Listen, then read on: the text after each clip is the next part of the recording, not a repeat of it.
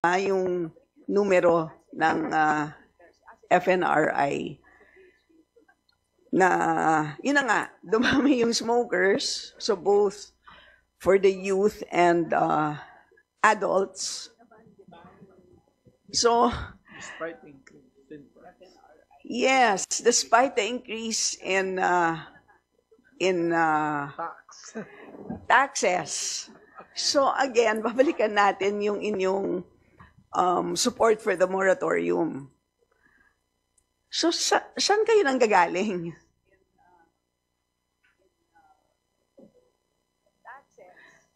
And have you seen the Laffer curve of the BIR? Kasi I mean, could it be that the revenues on the denominator baka naman are both revenues from cigarettes and vape products? I mean, can you explain? Kasi parang it's not, it doesn't make sense, di ba? Okay, Mr. Chair, so we will just submit our position paper, our official position paper on this matter. Pero naiintindihan mo where we're coming from, right? Na anong... So, again, yung mahirap intindihin yung justification for why there is a need to reduce the rates at this point in time, considering that despite the increase in rates, the number of smokers have increased. At nakakabahala na it's the youth, yung mga kabataan, it's among the youth na dumami ang smokers. So yun, and alam naman natin na very price elastic ang kabataan. So tama ba na baka naman ang kailangan talaga natin gawin is to really rationalize the tax rates for the electronic products. Kasi nakita natin, di ba, na ang ginagamit ng kabataan is really the electronic products rather than the traditional cigarettes. So baka naman yun ang kailangan natin gawin rather than a moratorium. Mr. Chair, again, we will just submit our position. But Madam Chair, I agree with you that in terms of the Laffer curve, basically it's tax rate and your tax base. And there's an optimal tax rate such that you will be able to maximize your revenues. And then any tax rate higher than that optimal tax rate will erode your tax base. Meaning, correct. Yes. Babawas dapat yung tax base mo and hence babawas din yung revenues. Pero tumataas naman ang tax revenues niyo, right? As per our actual collection, bumababa since 2022. Hindi, ito 2023 collections, 274.3 billion. And then to 2024, this is excise lang naman, no? 284.5. So tumaas. For tobacco, Madam, 2021, 176 billion. 2022, it's 160 billion. 2023, it's almost 135 billion. And then as of November 2024, it's around 131 billion. Let's look at the same period. Yung same, pwede bang for the same 12-month period? Yes. Para comparable? Kailan ulit? Sige na, you just repeat it. Is it 12 Is it for the same 12-month period? Yes. So whole year 2021, it's 100. Or let's say 2023 to 2024. 22, meron kayong January to November. Yan, kasi binigay sa amin excise tax, tumaas po 274.3. January to November for tobacco, 2023, it's 131.3 billion. Okay. January to November 2024, it's 130.8 billion. So, a minimal reduction. There's a minimal reduction. Okay, so siyempre, again, para lang maliwanag, there are two possible sources. Okay, one is the increase in tax due to the Laffer effect. The other is, baka naman effort. Diba? Baka naman kulang sa effort sa pag-collect. Ergo, leakage. Diba? Dalawa lang naman yun Those are the two possible reasons kung bakit meron ka minimal reduction. So yun ang trinatry natin malaman. Is it the first reason or the second reason. Di ba? Yun lang naman kaya tayo nagdi-discuss dito. So, ang pinagtatakahan naman natin is, bakit, kung tama nga yung Laffer effect, bakit, despite the increase in tax rates, bakit dumadami ang ating smokers? Di ba? So, yun ang misteryo na pinagdedebatihan natin today. Di ba? Yes, ma'am. Can we bring back the difference between smokers and vapors? I think the smokers are going down, but the vapors are going up. So essentially, among the youth. And while they're looking at that, Mr. Chair, last question. Saan ba mas talamakang illicit trade? Sa vape products or sa traditional? Mr. Chair, pareho po eh. Exactly the same? As to how to differentiate it, paano ba i-different? But essentially, although dito kasi sa cigarettes, marami ring mga illegal manufacturers na malalaki. Dito sa vape, it's really more on smuggled goods na papasok because most of the vape products are imported.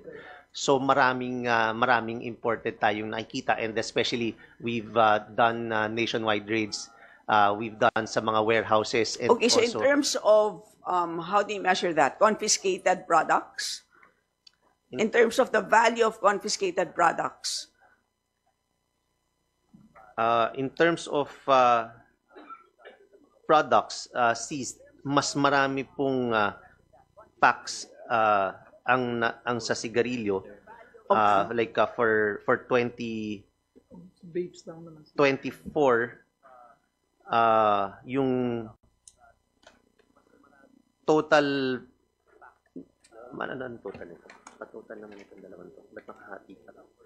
Itong dalawa, para makita yung dyan na international. Itong 268 plus 574.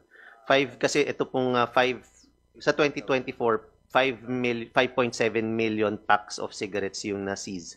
For 2024, ang vapor products around mga 800 plus thousand vapor products units. So hindi yan value, no? Hindi po Units value. yan.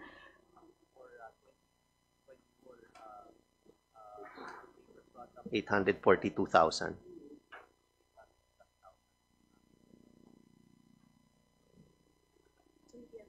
Mr. Chair, I would also like to note that the BIR only implemented the tax stamps on vapor products last year around June or Yes, July. June. So before wala, so walang Half-year effort, parang ganon. ang ano po sir ma'am is point is so definitely some substituted to the vapor products. Can we just bring it back here? Yan.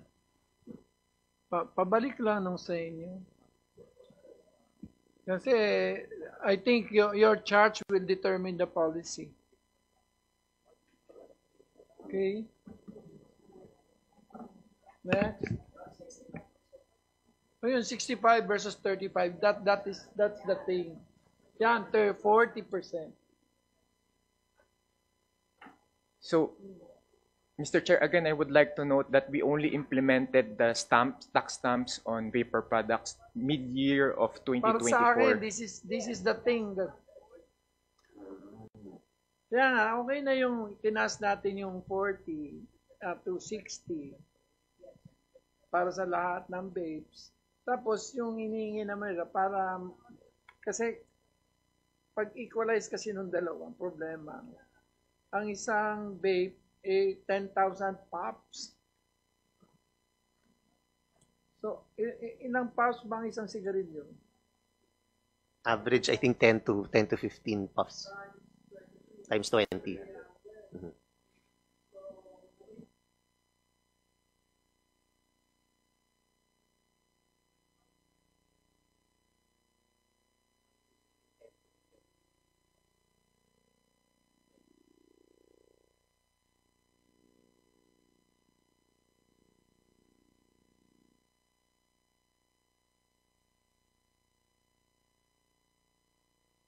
Mr.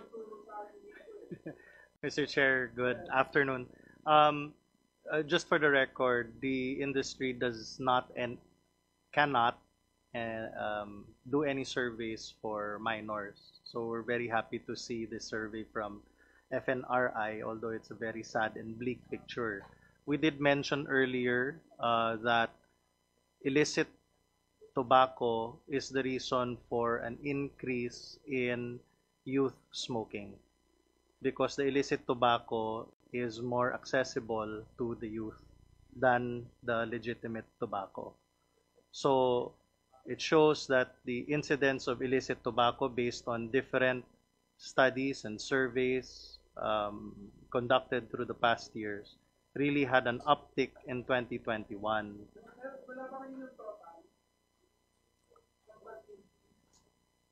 And we'd like to highlight, Mr. Chair, and perhaps this can help the good lady from Marikina, that the #1 substitute for legitimate cigarettes is actually illicit tobacco, more than vape.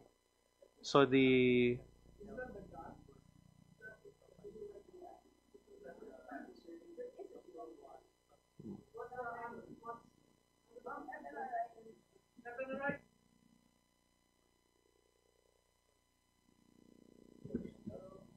Hi, age 0.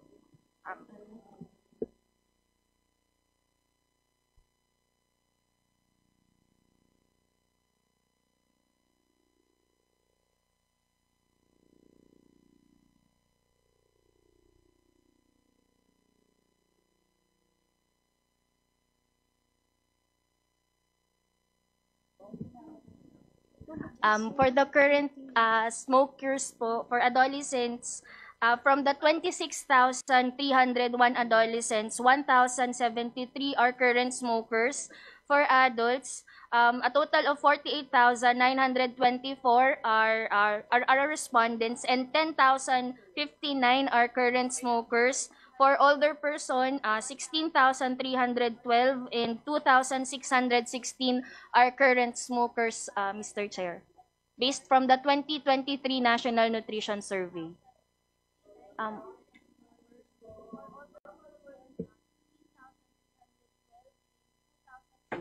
Pero bumabagsak ang presyo niya, ay ang collection niya dahil sa Hindi, okay lang. Hello. Price na rin kasi tax plus price equals. Ano, okay ka na dyan sa moratorium pero hindi dun sa ano. No, I'm not. I'm just asking because that's the DOF, the BIR. Chair, I just want to know the justification of DOF for the moratorium. I mean, that's because to me, the Laffer curve is not the justification. It cannot be the justification. It does not make sense. Mr. Chair, we'll just submit our official position paper to the committee. Can you make it faster? Yes, Mr. Chair. So DTI, yes, you have something to say. Sino to? You're from where, sir? Good afternoon, Mr. Chair. I am Mr. Oplas from Minimal Government Thinkers. And I think that I have written several articles in Business World because I am a columnist there. And the optimal rate is 50 pesos. That's the rate that gave us 176 billion pesos. Any amount, any tax rate higher than 50 pesos gave us inferior revenue. So I think I would like to propose that I think that moratorium is not enough. There should be a rollback to 50 pesos per pack. That because that will give us 176 billion. What happened is that it gave us two results. One, as the tax rate increases, first the the law of diminishing marginal revenues, which is related to the law of diminishing marginal utility. The second is the law of unintended consequence, because the expectation is that the tax rate increases is linear. It's not linear. It's curving. It's sort of backward bending, something like that. So the increase in the expectation of higher revenues is not working. It's the opposite is working. I think that if we really want to target 176 billion, not 160 billion, not 135 billion or 130 billion, I think the optimal rate is 50 pesos per pack. Thank you. Okay, noted. Yes, Reyes. Mr. Chair, if the